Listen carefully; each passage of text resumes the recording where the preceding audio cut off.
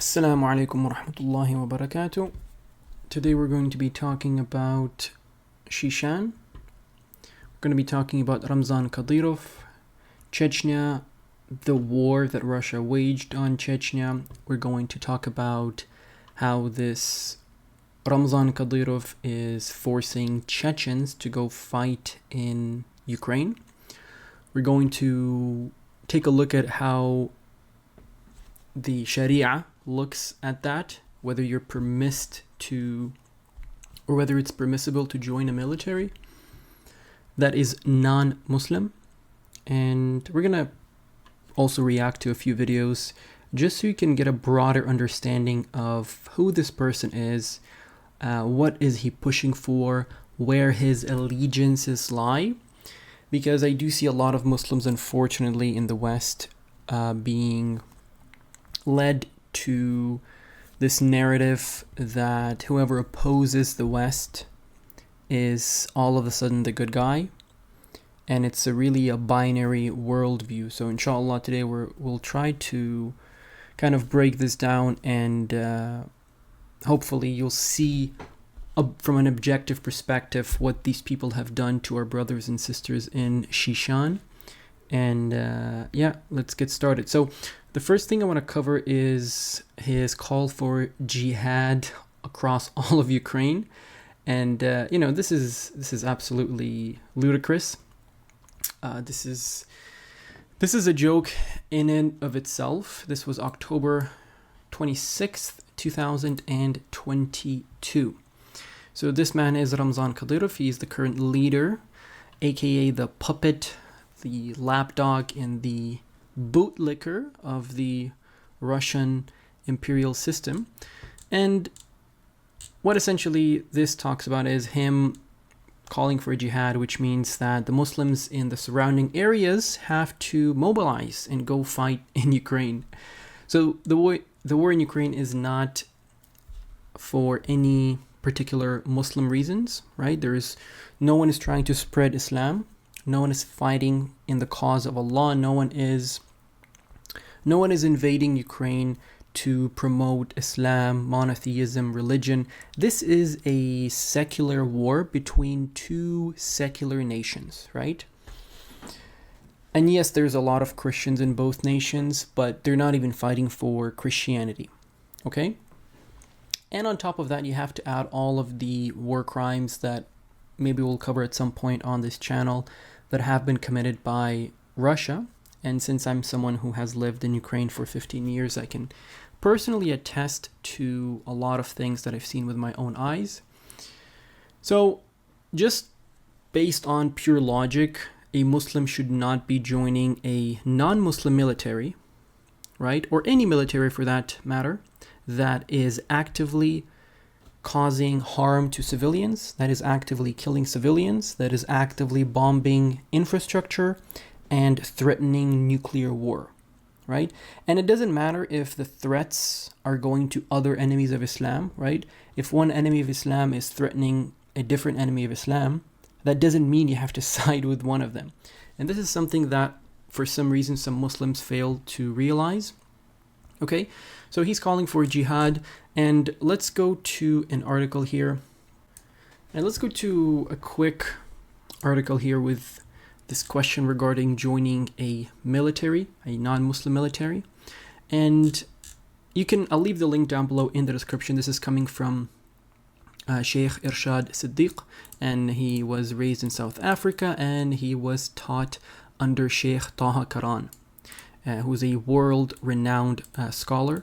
May Allah have mercy on him. And we'll get to the conclusion just because we don't want to drag this out for too long, and you can read all of the details here when I link it down below under the description. So joining in any army that directly or indirectly participates in acts of injustice, oppression, or wrongdoing is unlawful. When this is not the case, joining an army requires a profound reflection on Islamic teachings regarding intention, justice, preserving life, and allegiance to Allah. Okay, so none of these things are present in the Russian military. They're not fighting for the cause of Allah. They're not fighting to preserve life. They're not fighting for justice, right? They're not fighting with any Islamic intentions whatsoever. So obviously it is haram for someone to join a military that is acting in such manner. On top of that, speaking strictly from a, let's say, a Chechen perspective, it would be a slap in the face of all of the Chechens that had been killed by the Russians for the past few decades in the two Chechen wars, in the two brutal, bloody Chechen wars. It would be a slap in the face on all of those people that suffered and were killed if you join the military that literally destroyed your brothers and sisters, literally destroyed your nation. That's another thing to keep in mind. So I'll leave the link to all of the articles down below in the description. Something else we'll cover in this video is his order to police, or orders the police to shoot protesters amid anti-Israel unrest. And we have the video of him talking about it. Most of the videos won't have the subtitles, but as I'm fluent in Russian, I will translate the videos. And this was October 31st, 2023. So essentially the context for this is, if you remember, after the war in Gaza broke out at the beginning of October a few years ago, a lot of Israelis started migrating back to their to their spawn places, right? To their homelands, such as Poland, Russia, Ukraine, the United States, and a lot of them were going to Russia or to some other places in Eastern Europe, and they would make a transit stop in Dagestan or in Dagestan. And the Dagestani, being good Muslims, being Muslims that are fearful of Allah, did not allow these criminals, these people that oppress Muslims in Gaza, in the West Bank, did not allow them to rent hotels, to go out there and enjoy Dagestan, because that's not something they're allowed to do. The Russian police got very scared because they are usually scared in Russia when a lot of Muslims gather together, especially if it's big, strong, bearded Muslims, right? These weaklings, these Russian police officers and their special forces get scared, and they immediately called out their Spetsnaz teams, and they tried to essentially prevent any massive gatherings. There was also a video of a Russian police officer apologizing on his knees before some Dagestani men. I don't know if I can find it for this video, but it went viral on the Russian-speaking social media platforms. So, that's the context. So that thing happened, and this is the reaction from the Russian government. They're banning, right? Because obviously this is coming from the elite, so to speak, in Russia. Obviously this is not this guy's orders. So someone told him to not allow any pro-Palestine, or in this case they said any protest regarding the anti-Israel or war in Gaza protests.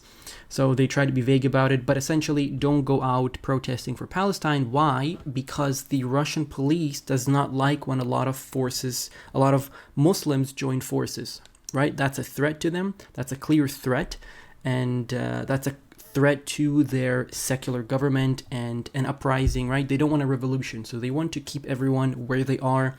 Just eat your bread, go pray your salah, as long as we don't raid your mosque, right? with our boots on, and do your thing. Don't come out on the streets and don't protest against Israel. So, and this is really funny. So we're gonna take a look at a few videos here, and inshallah we'll see the hypocrisy of this munafiq. So this is going to be a video where Kadyrov is being interviewed a few years ago by someone from BBC, and he essentially asks him a question about persecution of gay people in Chechnya.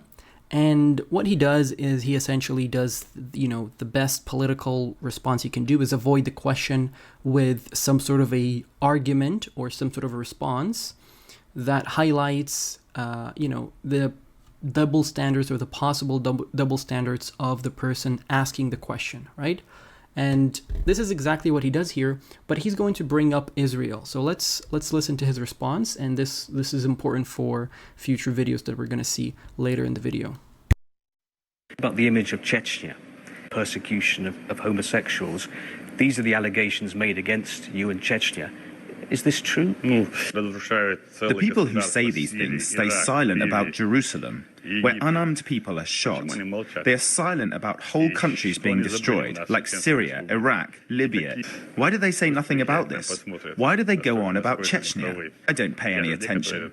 The dog barks, but the caravan goes on. It's Western European countries who destroy whole states. They try to dictate to us how we should live. Here, we live on the territory of the Russian Federation, where the law prevails. And our customs and traditions are also contained within the law of the Russian Federation. So we are happy living with the fact that we are Muslims. You heard what he said. He's living under the law of the Russian Federation. You know, he didn't speak about Islam whatsoever. He just said that we're Muslim.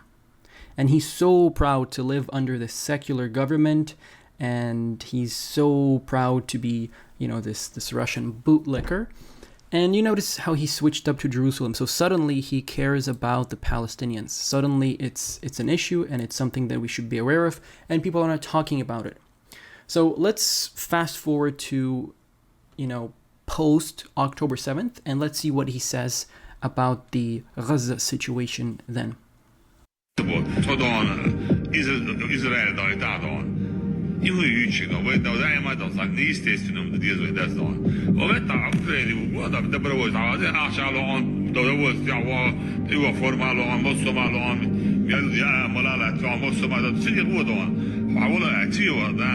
So you heard that, right? He's surprised why the Muslims in Chechen want to go fight in Gaza instead of fighting in Ukraine, fighting an illegal haram war that is killing civilians.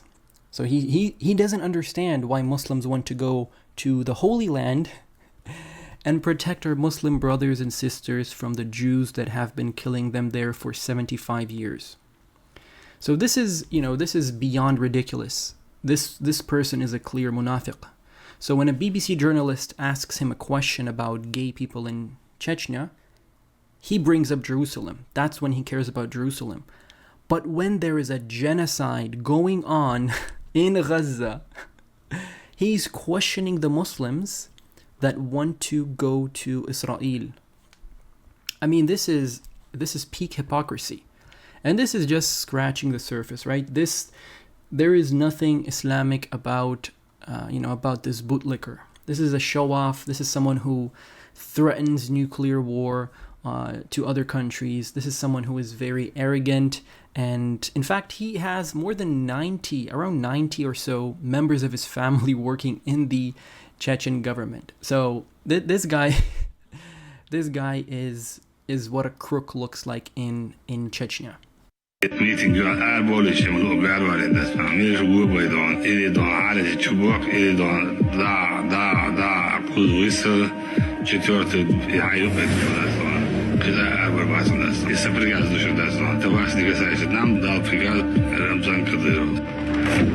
Yeah, look at him playing God. Tell them Ramzan Kadyrov gave the order. So he thinks he's this untouchable demigod because obviously Putin is his other god, but he's the demigod of occupied Chechnya. He's the Pharaoh of Chechnya, and he's saying that if you go out and protest, the police can shoot 3 shots into the air, the 4th one goes to the head. So he's advocating for shooting people in the head for protesting. I mean, that is that is just laughable. That is disgusting. That is exactly what he and his Russian warmongers are all about. Okay? And again, don't get this wrong. We're not here promoting Zelensky and his secular Zionist government. We're not promoting these guys that, want Jews to land safely in Dagestan and travel safely through Russia. But we're just trying to highlight the hypocrisy, and a lot of these things go unnoticed in the West because they see 1 or 2 TikTok videos showing how, Putin all of a sudden cares about Muslims and he respects the Quran and whatnot, and a lot of fake news, which we'll cover later on the channel as well. But this is extremely important to note. So he is advocating the police to to shoot people for protesting. This is his son. This is his dumb ass son, which we're going to talk about him as well. He's the Minister of Defense, I think, in Chechnya. He's underage, and he already has multiple medals of hero in Chechnya, right? A lot of attention in Chechnya is on this guy in Russia as well. He posts weird videos online of him shooting 2 LMGs at the same time and driving cars. So this is essentially what a billionaire's kid would do, right? He gets all the power at 15. He's untouchable, right? And this is one of the family members that Kadyrov has appointed, a very, very strong position. So we'll take a look at a few videos regarding his son in a second, but look at all of these donkeys sitting around and just listening like good little puppets, and they're just gonna take it. No one's gonna say anything. This is the way it works in Chechnya under Imperial Russia. So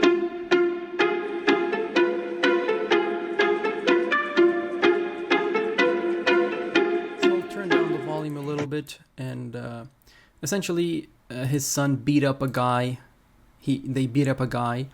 His son and his friend beat up a guy.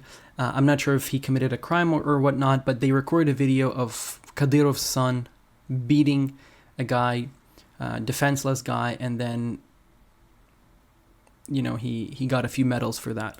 He was awarded a medal for that. This is Kadyrov talking to the guy that was beat up. He apologized. He made him apologize for his behavior, and this is his son. Look at this arrogant walk at 15 or 16, however old he is. He already has 2 medals. Look at this. So this is, this is what the Muslims in the West are chanting for. This is who's gonna go and free Jerusalem. I mean, they're just delusional, to be honest. They're either uneducated about this, which is why we have this channel, which is why I'm going to try to educate people on these things. And, they're either uneducated or delusional, because if they've seen all of this and they still persist with their blind support of these munafiqeen, then, then Allah yahdihum. May Allah guide them. But right now his name is Adam. So Adam is the head of the, essentially, national defense. You could just say national defense. And he's also a guide or like a tutor at the University of Spetsnaz and 2 battalions. I mean, this is a joke. This is a joke. They're screaming like Ahmad Sila, which is their chant. He got like the highest order. He got the highest medal of honor in Chechen in the name of one of the Muslims that fought in the Caucasian Wars. This is him receiving his. Look at him. This is a mockery of manhood. They're putting this guy that hasn't gone through puberty and giving him all of these medals for doing absolutely nothing, for beating up a kid. I wonder why he doesn't send his son to fight in Ukraine. I wonder why Kadyrov doesn't send his son and doesn't go fight himself. Right? Because they're ready to die for Russia, clearly. And even then, I don't think they would. These people are, look at this guy. Look at this guy. That looks like a Muslim leader. And again, we're not trying to say that this is how all Muslims are in Chechen. We're talking about the government, the people that have been placed there by the Russians, right? This is a way to keep Muslims suppressed in that region, right? They're not allowed to practice Sharia. Okay? You do not have Sharia in Chechen or in Dagestan. Their days off are Saturday and Sunday. They're not giving them Friday as the day off. And this is not even me getting into all of the assaults and harassments that happen on a daily basis across Russia. And here's another video where Ramzan Kadyrov says that they will bend over the entire world with Russian nukes. And he was essentially asked during an interview if he sees America as a threat. And this is one of the numerous ways he's threatened nuclear war. I mean, why would a Muslim leader for that matter, ever threaten nuclear weapon? Or nuclear wars? This is beyond disgusting and beyond inhumane. This is essentially no different from the Americans, from the Israelis, from all the warmongers in the West that are threatening to drop nukes on Gaza. Right? There is no difference. So let's watch this video, inshallah. Против руководства государства. Они знают, что я один из тех, который готов отдать жизнь. So here he says, they know, as in the West knows, I'm ready to give my life for Russia. So he's ready to give his life for Russia, but he hasn't gone into Ukraine to quote unquote defend Russia there. I mean, again, there's just layers of hypocrisy, one on top of another. And he's ready to give his life for Russia, but not for his Muslim brothers in Gaza. За Россию, что у меня хорошая армия, которая может нападать и защищать. Посмотрим, что у кого получится. Do you regard the United States as an enemy of your country? Америка не такая сильное государство, чтобы мы рассматривали его как врага России. У нас сильное государство, ядерная держава. Если даже наше государство полностью разрушит, автоматически наши ядерные ракеты полетят там. И весь мир мы перевернем, знаешь, рака поставим. Yeah, so the subtitles didn't translate properly and screw it from, well, yeah, kind of did. But essentially he said he would bend the entire world over with his nukes, with Putin.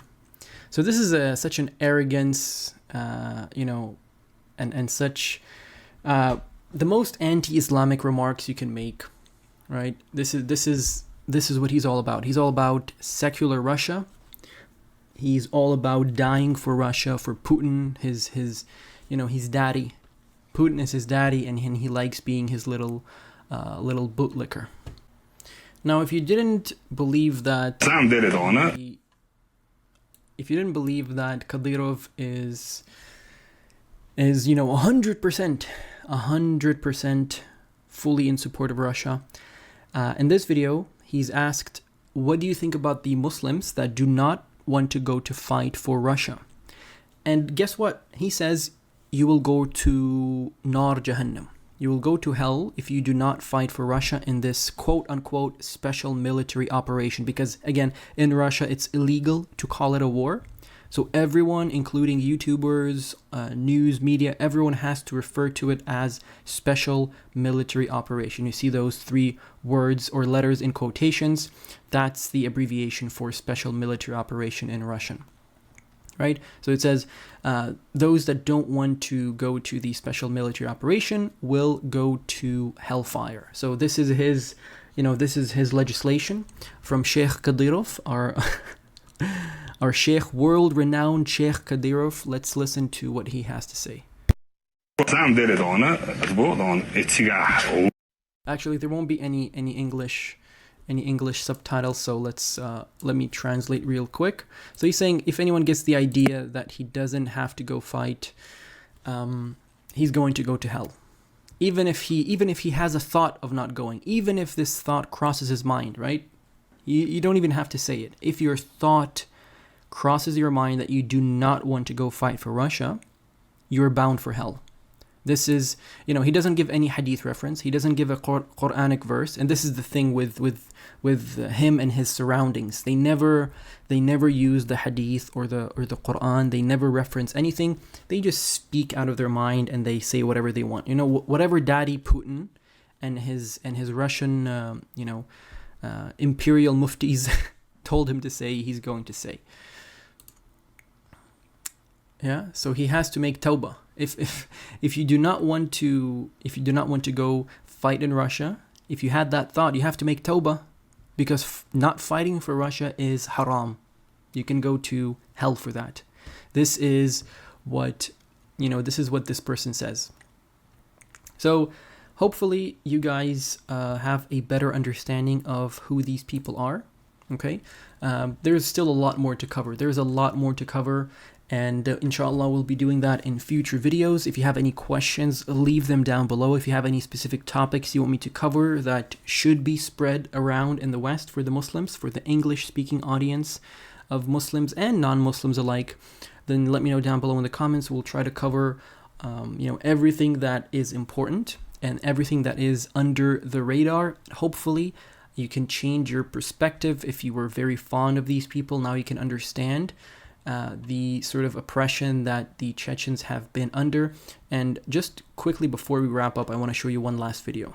So the context of this short clip is that Kadyrov is giving a speech about your allegiance to the Russian Federation, your allegiance to this secular non-Muslim government. He's talking to his Muslim militants, and he's saying you have this mission, this allegiance to the government, and you have to go and fight and die if need be, right? And you don't really need the translation. The video will speak for itself, and it will give you, at the end you'll have probably some vibes and some flashbacks going to the videos that we see from Gaza and from the Middle East.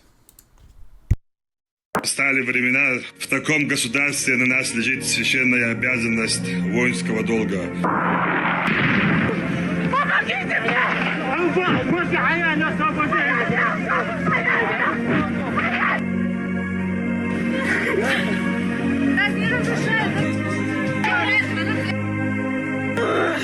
У нас все сгорело, ничего нет, кроме подвалы поджигали. Что дети, что женщины, что мужики одинаково для них. Какой порядок эти россияне нам приносят, а? Женщин, которые в подвале сидели, бензином облили, всех сожгли. Okay, so I'll still translate what they said, but obviously heartbreaking clips from the wars in Chechnya. The women were screaming and crying about the Russians setting women on fire in some of the basements, and obviously a lot of horrible acts were committed by these barbarians, right? Because they've historically raped and just acted in the most vigorous and disgusting ways when it comes to war.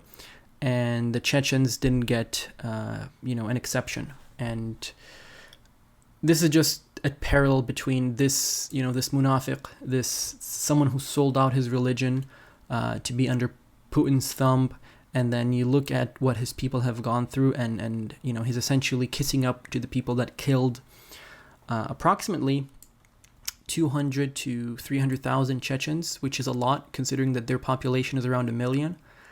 And this is not even going into what happened during the Stalin era, during the Tsar era, right, when you had the Russian Tsars.